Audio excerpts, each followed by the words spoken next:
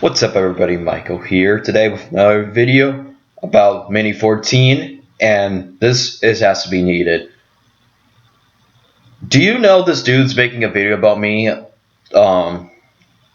15 days, no, not 15, like 10 days from now on the 25th? Wow. Okay. I think the reason he's doing this because I aired him out on Fizz Vegas after he called Fisk and I both autistic for taking Daniel Jones over Aaron Rodgers. That we would take Daniel Jones over Aaron Rodgers, and that Daniel Jones had a better season last year than Aaron Rodgers. Minnie, you are worse than my ex-girlfriend I had, and she's a crazy bitch. I wish she paid more attention to me than you do right now. You only had one like in that little trailer of yours. And lots of Fisk units, and including Fizz Vegas, are on my side. All of his subscribers, you're outnumbered, Minnie. Face it, Minnie. You're an asshole. What? All you're going to do is talk how good Aaron Rodgers is and how he's going to do great next year? The Vikings, they solved their wide receiver issue by drafting Justin Jefferson. After they traded Stephon Diggs, they needed a wide receiver. They should have gotten a wide receiver in that Stephon Diggs trade, but Justin Jefferson is definitely an upgrade. And they upgraded their O-line too to fix that was their bad problem. What did I say before the offseason started and before Chicago? What did I say the offseason needs to do? We need to fix the offensive line problem. We need to get lots of staff that will push these guys to obviously work their asses off for the spot, for their job. We need a backup quarterback that can push the starter to work to get the job instead of just earning it like he always did. We need to upgrade the tight end group because our tight end group was shit last year because we had injury Trey Burton that had a groin injury, which I actually believe that he had a groin injury before the season started because it affected him against the playoffs against the Eagles, and it affected them in 2018. That's what I said we needed to do. And we needed to upgrade the defense just in case if Akeem Hicks goes down. And what did we do? Let's start with the defense. We replaced Leonard Floyd, which Leonard Floyd wasn't very great of a threat because he got double teamed, and he wasn't a great pass rusher along with Khalil Mack, and he wasn't the threat that we wanted him to be. So we replaced him with Robert Quinn, the guy that got double teamed and still had 11.5 sacks and got double teamed than most of the guys. And the offensive line problem, we got one from the Seattle Seahawks and one from the Green Bay Packers. And we got a new offensive line coach that has experience, that has a lot of success and has a lot of success as a offensive lineman coach. And we hired a tight end coach who has worked with a bunch of great tight ends, and he has won a Super Bowl with one of them. And we cut Trey Burton due to his injuries. We signed Demetrius Harris to have good blocking. We drafted Cole Clement. We re-signed J.P. Holtz to be a potential backup because we know Demetrius Harris and Cole Clement are starting, and we signed a red zone tight end, Jimmy Graham. And before you talk shit about Jimmy Graham, let's just say the Packers really didn't know how to use Jimmy Graham. And plus, we didn't really see the Jimmy Graham we saw in the Seahawks where he led the league in red zone touchdowns. That's because the Packers really had no clue to use him. And it was the trust level between him and Aaron Rodgers. Because there were times where I was watching some Packers games where Jimmy Graham was wide open, but Aaron Rodgers didn't decide to go to him. He only went to Devontae most of the time. And We need to get, and I also said that we need to get a number 3 wide receiver because who knows, because we can't trust Taylor Gabriel to stay healthy because he's out with a lot of concussions. We need to fix the CB problem because Prince Amukamara is going to keep getting burned. And what do? We cut those 2 players, wish them well to the best. Prince Amukamara is now on the Las Vegas Raiders. I was going to say Oakland. We replaced him with a young CB, Jalen Johnson from the University of Utah, that had a great college season and it's pretty good with interceptions, man-to-man coverage. It's kind of like a young Kyle Fuller. And the third CB will possibly be Buster Screen or Kevin Tolliver, the second. And we replaced Taylor Gabriel with Anthony Miller as the number 2, and for our number 3, which I thought was going to be Jamal Williams or Riley Ridley, we got Ted Glenn Jr. That was a big weapon for Cam Newton. And helped me a lot on fantasy when I needed it.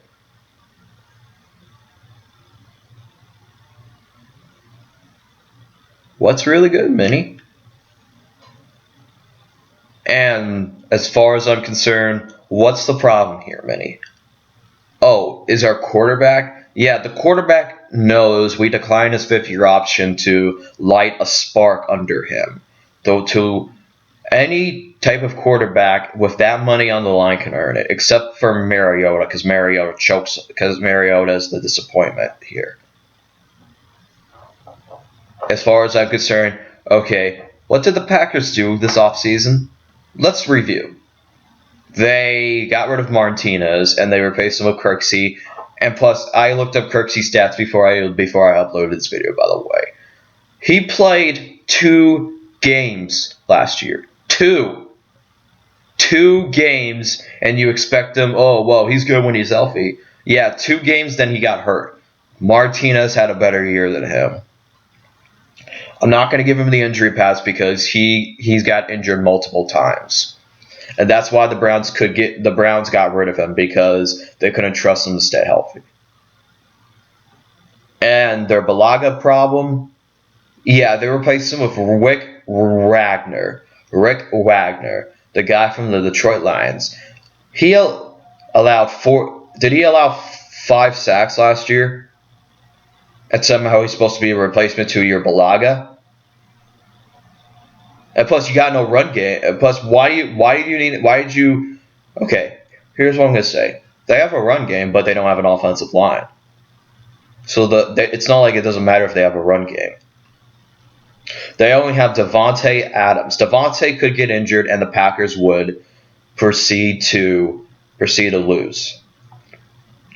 What happens when the Packers don't have Aaron Rodgers? You know they had to go into overtime with the 0-16 Cleveland Browns 2 years ago. They had to go to – no, not 2 years ago. 3 years ago, they had to go into overtime with the 0-16 Cleveland Browns. That's how bad they are without Aaron Rodgers. And I know – and plus, before you say Aaron Rodgers did well without Devontae in those games,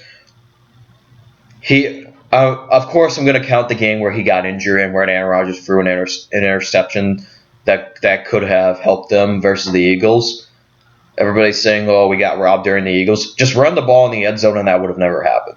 Just run the ball in the end zone and possibly it would go into overtime. And depending if you get the ball back, just go into field goal range and then Mason Crosby can make the game-winning field goal or go down and run the ball into the end zone again. Okay? Either way, you could have won that game. Then you proceed to go up against the NFC East, which we both know they proceed to stink up the joint this year. Wow, you beat Dak Bortles. Dak Bortles threw 3 interceptions that game. Wow, and they almost blew a 31-3 lead against Dak Bortles. Then, I'm not going to get into the Lions game because you need help from the referees with the illegal hands to the face call. So I'm not going to count that game. Then they proceed to go into Kansas City, go into Arrowhead without Mahomes, and so they got lucky during that game. And I know Mahomes would have won that game because Mahomes has proven that he can torch defenses, and he has proven it. He would have scrambled a lot for a couple touchdowns, and that's all they needed to beat Aaron Rodgers.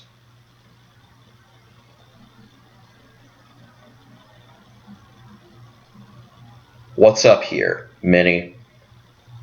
And I'm not going to include the Raiders game because the Raiders are a punching bag too. And I did give the injury pass to the Bears because we didn't have Akeem Hicks because he popped his shoulder that game, and that basically was the reason why he was out for the majority of the season. And we had Chase Daniel, a dude that barely has played in his entire career. Expect that. Then Then they have no. Do you want to know what Packers fans thought when they traded up in the Miami Dolphins? Oh, it was going to be for a tight end to replace Stumberger, that bum tight end. They thought they were getting a wide receiver too, so Aaron Rodgers can throw dimes to it, like T Higgins, not only T Higgins, Michael Pittman, that Aaron Rodgers can throw dimes to. They thought they were getting a lineman to fix their Balaga problem. They thought there was really nobody on defense they could have got to stop the run, because we know their pass rusher got worse, and that's what they needed during the draft. And who did they take? Jordan Love. Besides, it's a waste of his rookie contract because he's not going to contribute to the team for 3 to 4 years. So what are you going to do with Aaron Rodgers? Are you going to trade him? Or are you just wasting the rookie contract? So what are you going to do with Jordan Love for the next? You traded up to get Jordan Love. You wanted Jordan Love. So what are you going to do with Jordan Love? Let's say Jordan Love starts his 4th year and he's a good quarterback. Do you understand the Packers have to pay Jordan Love? They got to pay him a lot of money, and they wasted his rookie contract. That's why it's stupid. You don't draft a quarterback in the first round. You don't trade up to get a quarterback in the first round, and you don't pay him, and you don't play him, and you have to play him in like day one. When you draft a quarterback, you need every year to prove that quarterback that can win you that Super Bowl before you end up like the Rams overpaying Jared Goff.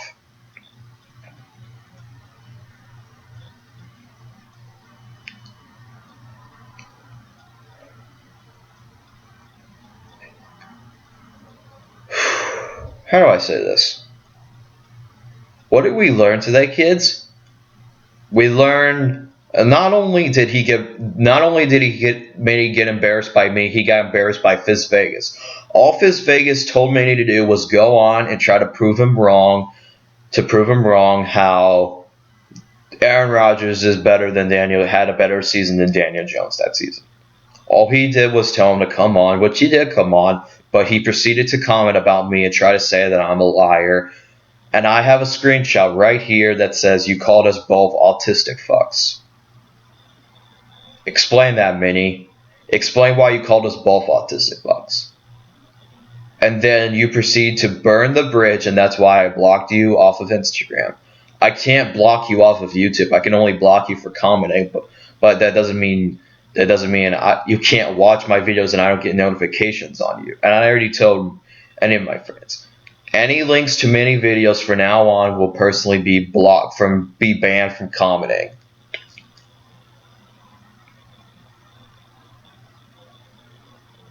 As far as I'm concerned, Aaron Rodgers is washed. The Bears and Vikings are gonna have.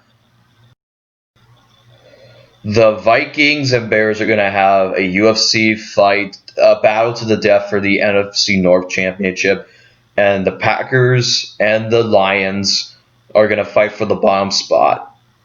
That's how I view the NFC North.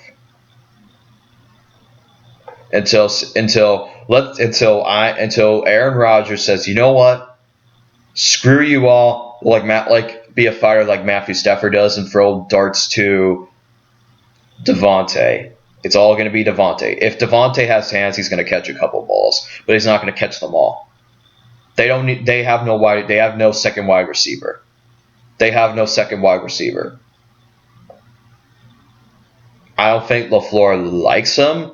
I don't think LaFleur's system fits Aaron Rodgers. Prove me wrong. Okay.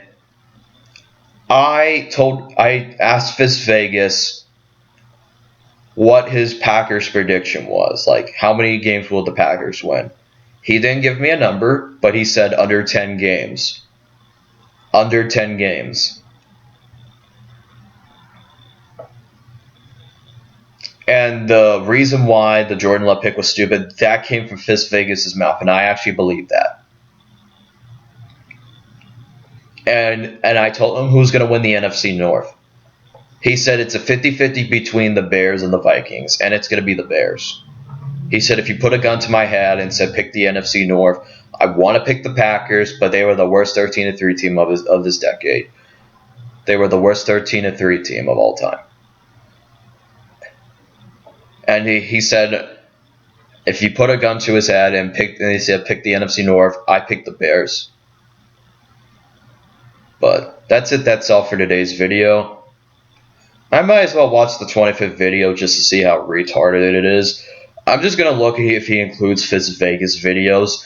Other than that, it's going to be a waste of my time watching his videos from now on. And he thinks it's going to end my career. Listen up, Minnie. It's not going to end my career because you want to know what happens the week you upload that video? Training camp begins. I'm going to have to report on training camp videos. I'm going to have to report on preseason games if they happen. And that means the regular season's going to start. And I'm going to have to be reporting on those games. And not only am I going to be reporting on the Bears training camp, I'm going to look for some drama on the Packers training camp and their preseason games. You know, Jordan Love will throw an interception and Aaron Rodgers is going to go to the front office and be like, why the hell did you pick this guy? You needed to get – you told me this is my replacement. This is my replacement here. He's not going to contribute to the team for 3 to 4 years, and you don't give me a wide receiver. I know what you're going to say. That Aaron Rodgers came out and said he texted Jordan Love and congratulated him and welcomed him to the team. Lots of these players try to keep their emotions hidden because you want to know what would happen if Aaron Rodgers cursed out the office during the draft. He would have got cut the next day. They don't care how talented he is as long as your attitude matters. That's fine. Attitude matters, bro. If Aaron Rodgers wanted to, he would have. But he didn't want to lose his job. So he tried to keep his emotions away. He tried to keep them hidden. And you know what? He's going to unleash it on training camp. And I know he will.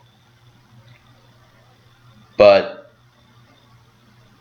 God forbid Aaron Rodgers could get cut and Jordan Love wouldn't be a star in the NFL because it's hard for a rookie to win a division his first year.